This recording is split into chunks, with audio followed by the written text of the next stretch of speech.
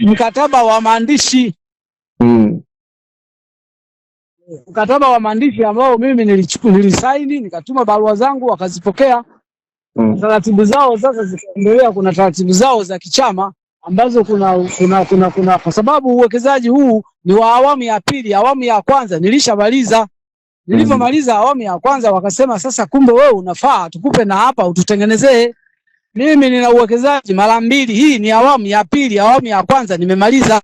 Hapa kinachojengwa wamebadilisha matumizi, wanataka waweke frame za maduka. Wana hati miliki mimi walinionyesha. Hapana, wao wamekuja kunifanyia vurugu. Mimi nimekwenda kwenye kituo cha polisi, nikaenda kufungua kesi, nimefungua kesi. Lakini kesi yangu haipokelewi. OCD anatoa maamuzi ya kwamba kesi hiyo nisipewa la B namba. Mimi nimemshtaki Msukuma aliyenipiga. Alinipiga kwenye kifua na kwenye tumbo. Alinipiga teke na mangumi. Ndio.